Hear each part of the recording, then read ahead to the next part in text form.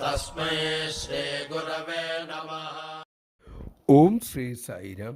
ഭഗവാൻ ചുറ്റിനും ഇരിക്കുന്നവരോടായി പറഞ്ഞു, ഈശ്വരനെ തേടുന്നു എന്ന് പറയുന്നത് അജ്ഞാനമാണ്, അബദ്ധമാണ്.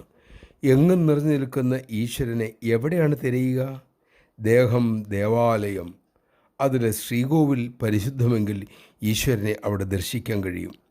ഇത് കേട്ട് പ്രൊഫസർ അനുകുമാർ ചോദിച്ചു, സ്വാമി, ഞാൻ ഈശ്വരനാണെന്ന് സ്വാമി പറയുന്നു, പക്ഷേ എനിക്കിത് മനസ്സിലാകുന്നില്ല, വിശ്വസിക്കാനും പറ്റുന്നില്ല.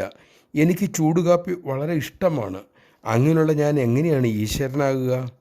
ഭഗവാൻ ചിരിച്ചുകൊണ്ട് പറഞ്ഞു, നിനക്ക് ഈശ്വരൻ ആണ് എന്ന് സങ്കല്പിക്കാൻ, ചിന്തിക്കാൻ കഴിയുന്നില്ലെങ്കിൽ നീ ഒരു പോത്താണെന്ന് ചിന്തിച്ചോളൂ. നീ പോത്തായി തീർന്നോളും. എന്ത് ചിന്തിക്കുന്നുവോ അതാകും. ഏത് ഭാവം തത് ഭവതി.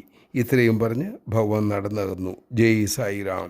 സച്ചിന്തകൾ ഉണ്ടാകുന്നതിനുള്ള തടസ്സം നമ്മുടെ ആഹാരവും കർമ്മങ്ങളുമാണ്. സത്വഗുണം പരിപോഷിപ്പിക്കാനായി ആഹാരവും കർമ്മങ്ങളും അതിനനുസരിച്ച് ക്രമീകരിക്കണം. അപ്പോൾ സാത്വിക ഭാവം വളരും. ആ സദ്ഭാവം ശുദ്ധബുദ്ധിയിലേക്കും ശുദ്ധബുദ്ധി നമ്മെ ഈശ്വരിലേക്കും നയിക്കും.